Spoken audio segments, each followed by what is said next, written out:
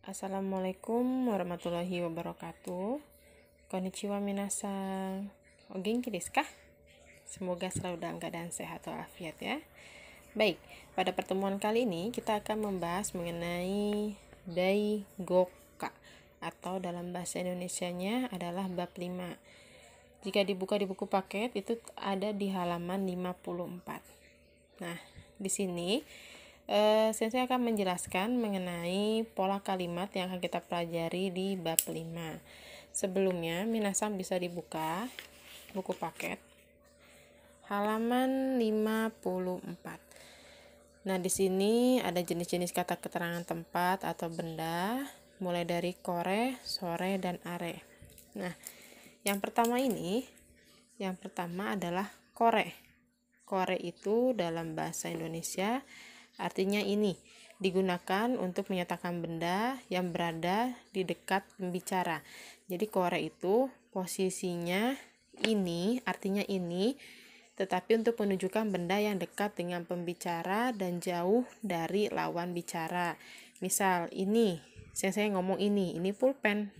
Nah, pulpennya itu dekat sama sensei tapi jauh dari minasan. Yang kedua, itu ada sore.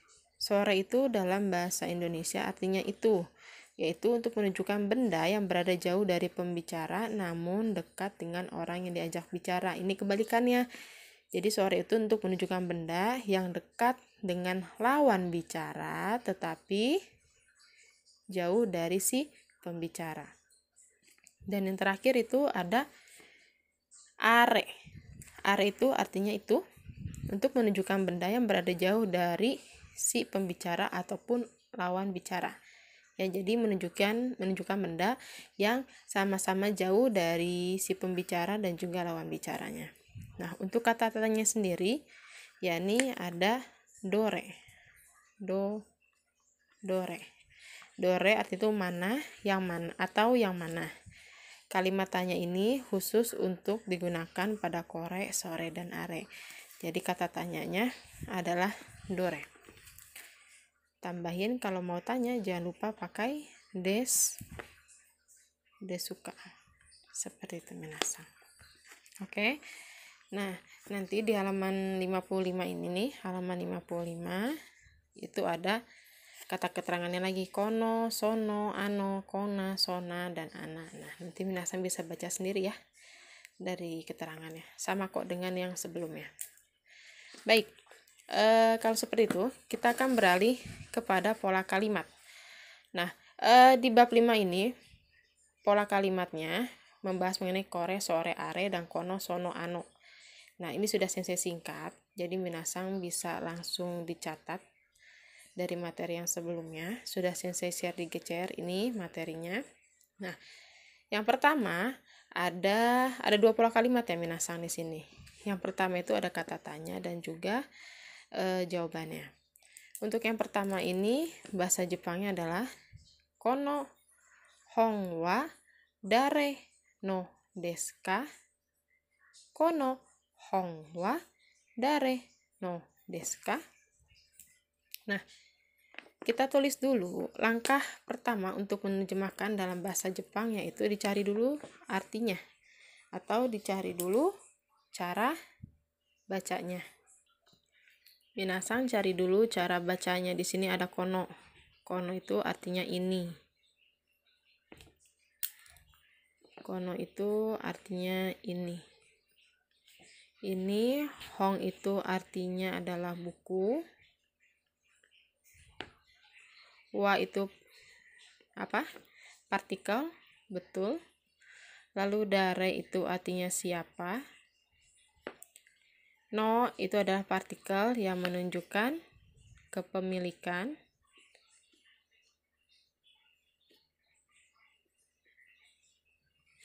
Deska digunakan untuk kata tanya. Nah, setelah ketemu arti dari setiap kata, mari kita terjemahkan. Cara menerjemahkan dalam bahasa Jepang itu yang harus dilakukan pertama kali adalah dicari dulu partikel wa-nya. Setelah kalian menemukan partikel wa, maka urutan yang pertama kali harus diterjemahkan adalah kata yang berada di depan wa, yakni ada hong. Berarti hong itu yang pertama.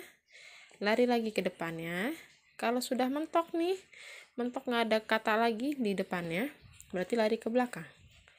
Berarti buku ini, no ini kepemilikan, boleh diartikan milik. Dare yang keempat, dan yang kelima adalah deska. Deska itu selalu yang terakhir ya minasang ya. Jadi, kono hong wa dare no deska, itu artinya buku ini milik siapa? Kata tanya. Nah, untuk yang kedua jawabannya ya ini ada kongna no hong deska. Kongna no hong deska, dia nanya. Lalu dia menjawab watashi no hong desu. Nah, kita cari dulu arti persatuan katanya. Ada kona. Kona. Kona itu bisa diartikan apa minasang? Yang seperti itu. Yang seperti itu. No itu kepemilikan, hong buku, deska kata tanya. Watashi. Watashi artinya saya. No kepemilikan dan hong artinya buku. Mari kita terjemahkan minasang. Kalau ada kalimat seperti ini, berarti urutan yang pertama kali harus terjemahkan yang mana? Silahkan minasang perhatikan baik-baik. Nah, cari dulu objeknya. Jadi yang pertama itu yang hong.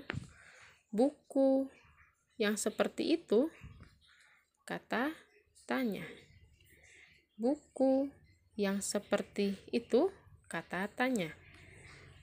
Lalu watashi no hong desu. Subjeknya dulu. Yang pertama berarti buku milik no, dan yang ketiga adalah hong. Buku milik saya, tutup dengan des. Jadi kita ulang dari atas ya. Kono hong wa dare no desu ka? Artinya buku ini milik siapa? Lalu lawan bicaranya menjawab, kongna no hong desu ka? Kongna no hong desu ka? Buku yang seperti itu. Watashi no hong desu. Buku saya. Jadi terbayang ya sudah ya. Jadi posisinya ini misalkan lagi di kelas, ada temennya nanya, ini buku punya siapa? Terus ada temennya datang jawab, buku yang kayak gimana? Oh, itu sih buku saya. Seperti itu minasang. Nah, yang kedua, yakni ada etika dalam bertelepon. Yang sebelumnya masih nyambung ya dengan yang bab 4. Yang pertama ada tulisannya moshi-moshi, tapi dibacanya mos-mos. Michan-san wa doko desu ka? Mos-mos. Michan-san wa doko desu ka? Nah, mos-mos itu artinya betul, halo. Michan, saudara Michan. Sang itu saudara ya. Doko itu artinya adalah di mana. Mos-mos, Michan-san wa doko desu ka? Nah, di sini jadi mos-mos itu yang pertama ya, diterjemahkan halo. Yang kedua, cari partikel wa-nya. Lalu kata di depan wa ada sang. Ini boleh digabung. Saudara Michan di mana? Doko, tutup dengan desu ka? Lalu lawan bicaranya bilang kochi desu. Kochi itu artinya di sini. Di sini. Urutan yang pertama kochi, yang kedua des. Yang ketiga, dia tanya lagi. Doko. Itu kayak kaget gitu ya. Kayak doko. Doko itu di mana? Doko. Kochi yo. Dia bilang kochi yo ya nih. Di sini loh. Di sini loh. Nah, kalau ada akhiran yo berarti artinya lo, bukan lo ya, tapi lo gitu, kayak imbuhan. Nah, terakhir dia bilang kokoka. Oh, bisa diartikan di sini rupanya. Di sini rupanya, bisa ditambahin rupanya juga. Jadi terbayang ya minasang ya. Ini mos-mos itu seharusnya sih dipakainya ketika ditelepon. Cuman ini dipakainya posisinya tidak dalam telepon. Jadi ini adalah ungkapan informal, biasa dipakai untuk teman-teman. Untuk teman-teman yang sebaya, dan tidak boleh dipakai untuk orang yang lebih tua.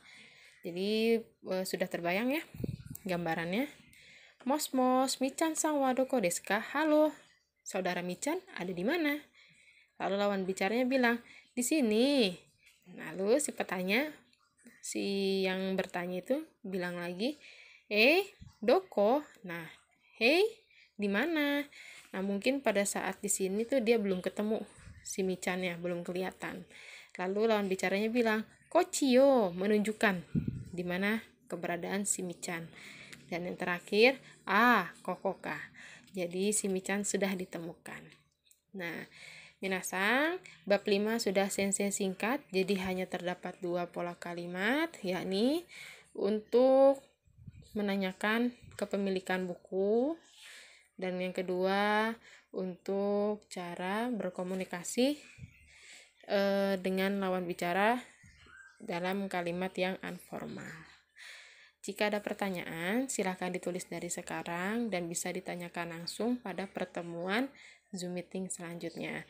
Jika ada kesalahan, mohon dimaafkan. Terima kasih atas waktunya. Minasang, arigatou gozaimasu. Wassalamualaikum warahmatullahi wabarakatuh.